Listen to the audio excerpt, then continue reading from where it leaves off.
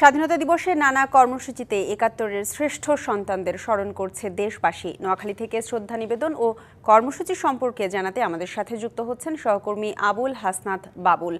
বাবুল, স্বাধীনতা দিবসে নোয়াখালীতে কি কি আয়োজন আছে জানাবেন এবং সেই সাথে জানাবেন স্বাধীনতা দিবসে জনসাধারণ কি কি প্রত্যাশার কথা বলছেন। যে ঈশিতা, আপনি যেমনটি বলছেন, আমি আজকে মহান স্বাধীনতা দিবস উপলক্ষে সারা দেশের ন্যায় নোয়াখালীতে সেই ভোর 6টা থেকে মুক্তিযুদ্ধ স্মৃতিস্তম্ভে পুষ্পস্তবক অর্পণের মধ্য দিয়ে এই আনুষ্ঠানিকতা শুরু হয়েছে এবং সেই আনুষ্ঠানিকতা অদ্যাবধি চলছে। আমি এখন যেখানে রয়েছি এটি নোয়াখালী জেলা শিল্পকলা একাডেমিতে রয়েছি। জেলা শিল্পকলা একাডেমিতে যে একটি আয়োজন করা হয়েছে, এখন যে আয়োজনে আমরা রয়েছি সেটি হচ্ছে যে নোয়াখালী জেলা প্রশাসনের পক্ষ থেকে বীর মুক্তিযোদ্ধাদেরকে স্মরণ করে একটি সংবর্ধনা অনুষ্ঠানের আয়োজন করা হয়েছে। যে বীর মুক্তিযোদ্ধারা রণাঙ্গনে শহীদ হয়েছেন, সেই শহীদ পরিবারের সদস্যরা রয়েছেন, যারা যে সমস্ত বীর মুক্তিযোদ্ধা এখনো জীবিত রয়েছেন তারা রয়েছেন।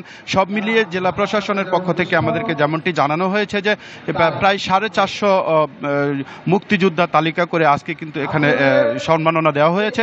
যারা জীবিত রয়েছেন তারা নিজেরাই জেলা প্রশাসকের হাত থেকে সম্মাননা গ্রহণ করবেন, আর যারা মৃত শহীদ হয়েছেন তাদের স্বজনরা কিন্তু উপস্থিত রয়েছেন, তাদেরকে কিন্তু সংবর্ধনা উপহার তুলে দিবেন। তো আসলে মুক্তিযোদ্ধারা যেটি জানিয়েছেন, দীর্ঘ কয়েক যুগ পরে আজকে এই সংবর্ধনা অনুষ্ঠানে এসে তারা কিন্তু খুবই আবেগ আপ্লুত হয়েছেন যে তাদেরকে জাতি স্মরণ করে ইয়ে করছে। তো এই আসলে নোয়াখালী জেলা শিল্পকলা একাডেমি থেকে আজকের এই স্বাধীনতা দিবসের মুক্তিযোদ্ধাদের সংবর্ধনা অনুষ্ঠানের এই ছিল আমার কাছে সর্বশেষ। বাবুল, আপনাকে ধন্যবাদ।